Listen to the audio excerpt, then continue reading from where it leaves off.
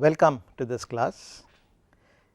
In the last class, in this module on reaction equilibria, we saw one of the fundamental relationships for reaction equilibrium, and that happens to be for an independent reaction the sum over I nu I, which is the stoichiometric coefficient, mu I, which is the chemical potential of that species I, the product of that and summed over all I, that equals 0.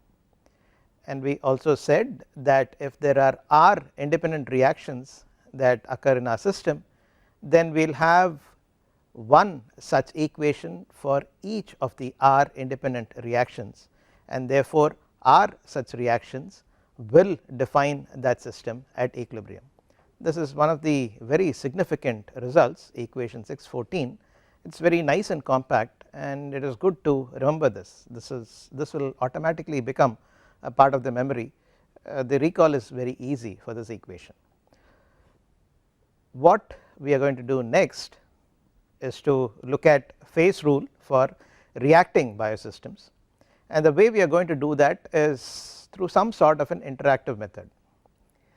We have already derived the phase rule for non-reacting systems in the previous module, and what I am going to do is give you some thoughts again on the background to that, and I will give you all the data and then let you come up with the phase rule for reacting biosystems, and I will give you time for that in this class.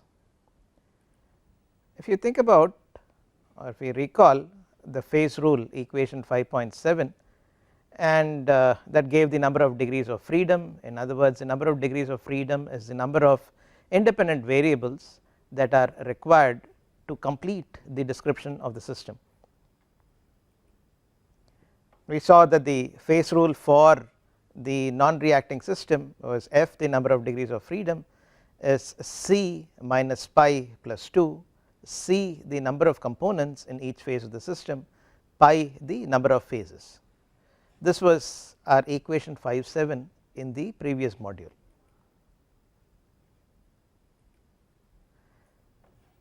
Let us recall that we arrived at the phase rule by considering the difference between the number of available variables and the number of independent equations between such variables. In the case of a system with reactions at equilibrium, the number of variables is the same, pi into c plus 1. There are no additional variables that are there, where, as mentioned earlier, pi is the number of phases and c is the number of components, and the number of independent equations between the variables is pi minus 1 equalities of temperature. Recall that T alpha equals T beta and so on. So if there are pi phases, you could consider that one composite equation as pi minus 1 equations or equalities of temperature. In a similar fashion, there were pi minus 1 equalities of pressure, that corresponds to equation 5.2, and pi minus 1 equalities or equations of chemical potential for each component, and we can write one for each component, and therefore the total number of such equalities of chemical potential is c into pi minus 1. So all this remains the same even for a system with reactions at equilibrium. The only additional thing is that for a reacting system with R independent reactions, we have R conditions of equilibrium of the form sum over I nu I mu I equals 0. I am going to leave you with this background. This is more than enough background to derive the phase rule for reacting biosystems. Please go ahead and do it. It can take about 15 minutes since you are doing it for the first time. It will give you a lot more confidence in the material itself. Go ahead and do it, and I will present the solution or the phase rule for reacting biosystems after about 15 minutes. Go ahead, please.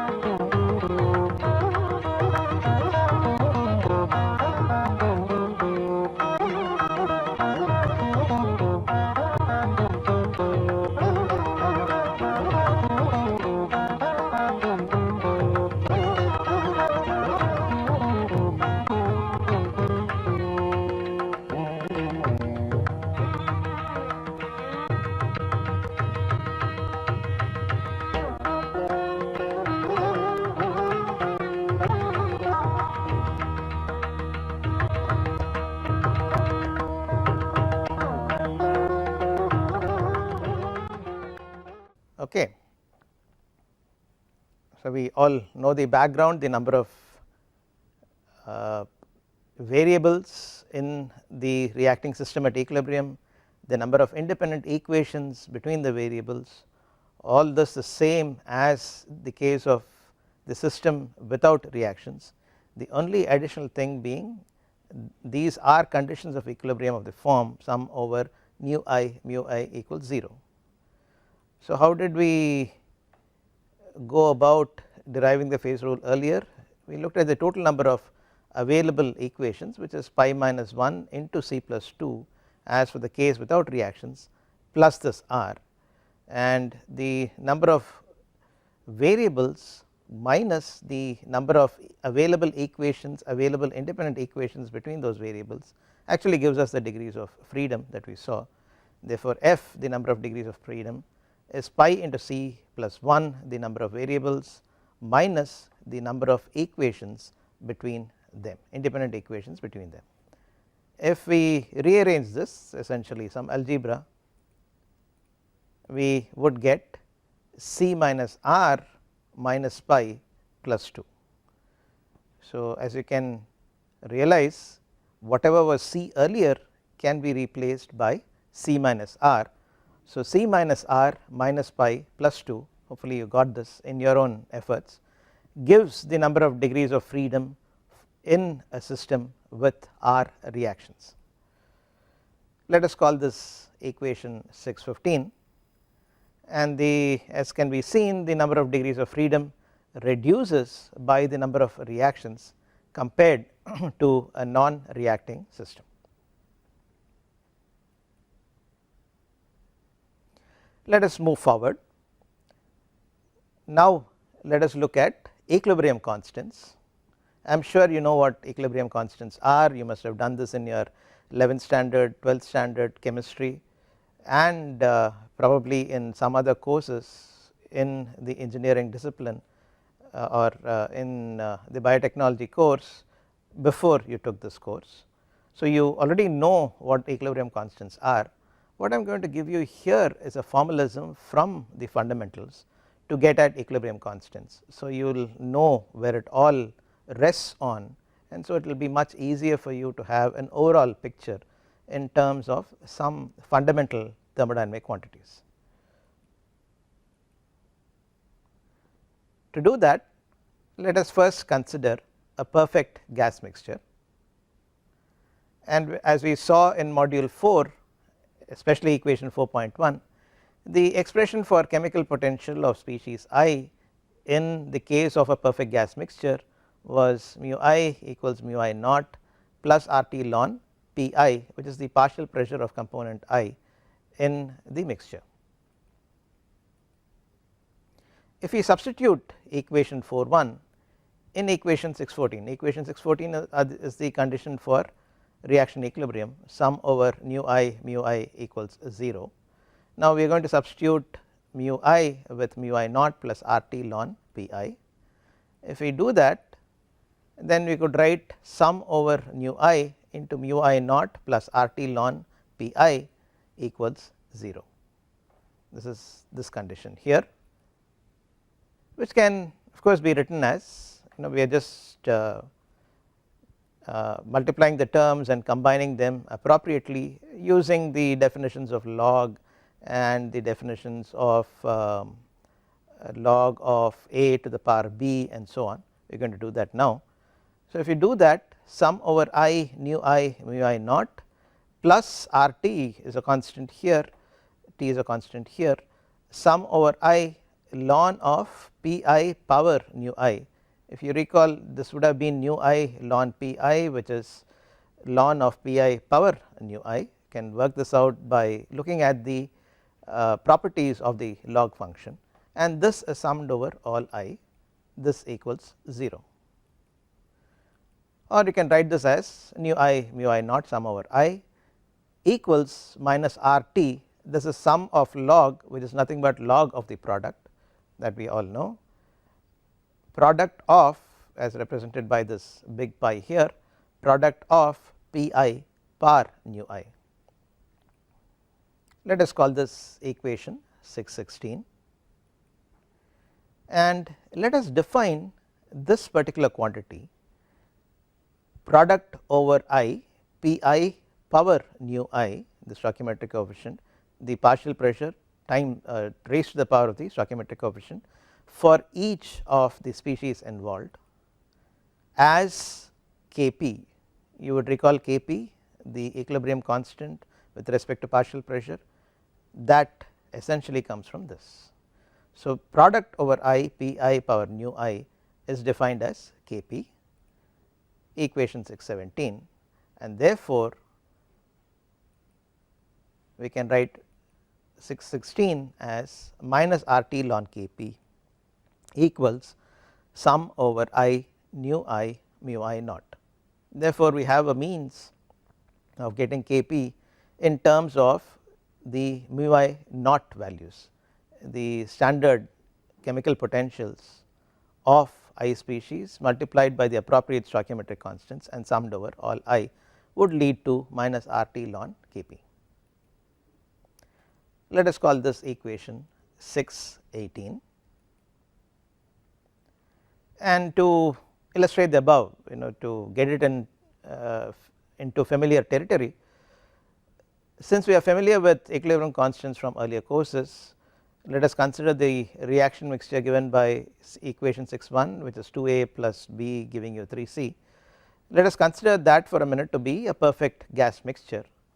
In such a case, this is the equation 618 for this particular reaction can be written as minus RT ln Kp. What is ln Kp? The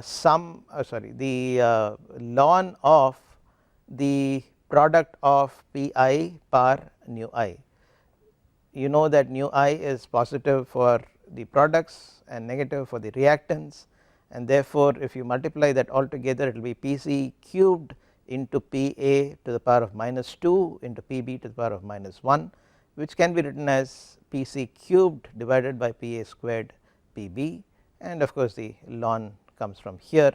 This equals 3 mu c naught minus 2 mu a naught sum over I nu I mu I naught, 3 mu c naught minus 2 mu a naught minus mu b naught. We will call this equation 619. Therefore, this must be very familiar to you in terms of the equilibrium constant. How do you find that if given the partial pressures is like this, and you can relate it to the standard chemical potentials for that particular reaction.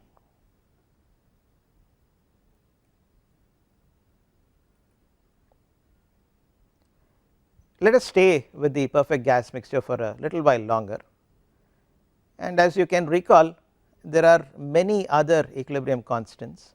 The earlier one was based on partial pressure. You could have an equilibrium constant based on concentration, based on mole fraction, and so on, and they can be arrived at as follows. For the ith component, the partial pressure can be written as Ni by V RT.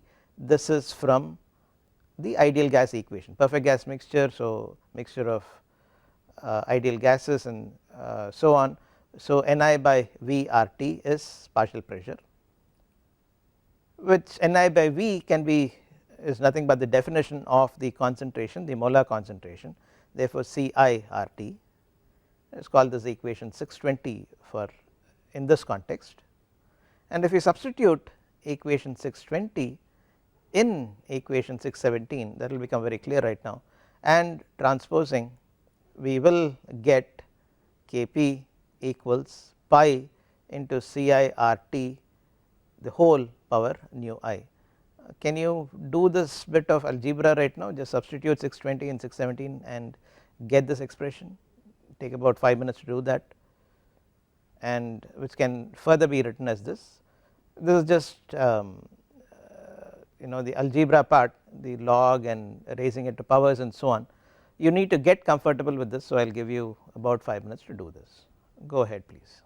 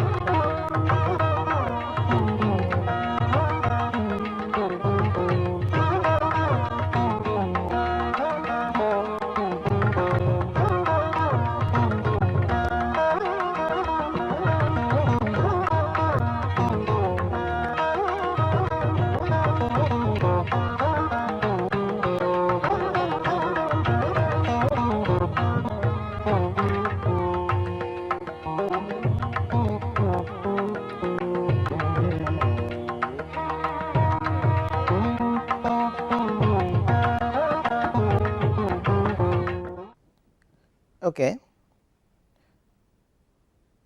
You should have arrived at Kp equals product over I Ci Rt the whole power nu I, which can of course be written as Rt to the power of sum over nu I times the product of Ci power nu I. Let us call this equation 621. This is the definition of Kp, and if we call this as Kc, product over I Ci power nu I as Kc, then it is easy to see that Kc is nothing but Kp into Rt raised to the power of minus sum over all the stoichiometric constants nu I. Let us call this equation 623. Just not this, there is probably one more.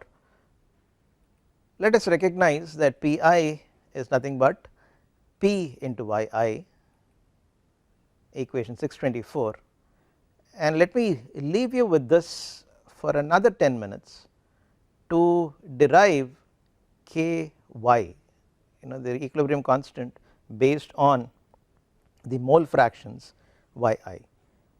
Can you go ahead and do it on the same lines as we did for this? I will present the results after 10 minutes. Go ahead please.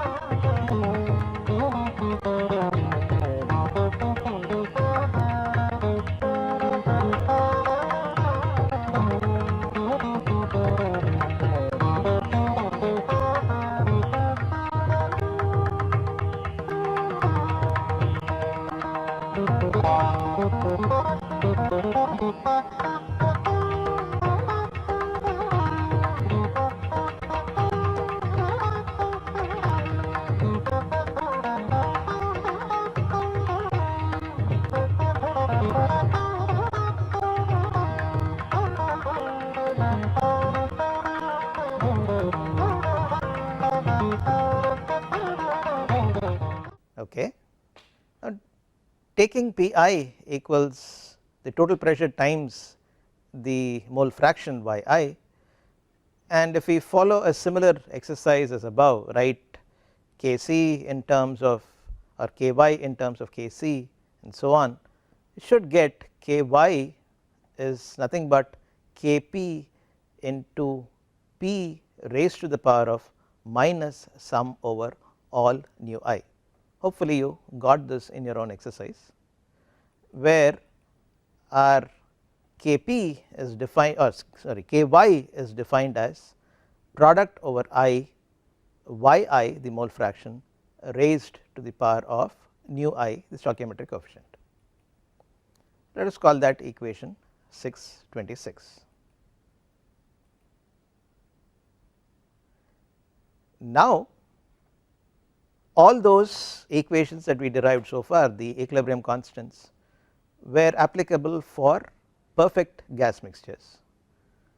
If the gas mixture is imperfect, which is usually the case, then the only change that we need to make, since we are working in terms of chemical potentials, is that the chemical potential needs to be expressed in terms of fugacities instead of partial pressures. This was given in equation 4.2, chemical potential in terms of fugacities mu I equals mu I naught plus RT ln Fi hat. So, replace fugacities wherever there were partial pressures earlier, and if we do a similar exercise, I would leave this for you to do as a homework. So, if you do a similar exercise as for Kp, we should get minus RT ln Kf. Kf is the equilibrium constant based on fugacities, as equal to sum over I nu I mu I naught, where Kf, the equilibrium constant based on fugacity, is defined as product over I Fi hat raised to the power of nu I, that is our Kf. Let us call that equation 628. When we are almost out of time, when we meet in the next class, we will take things further. See you there.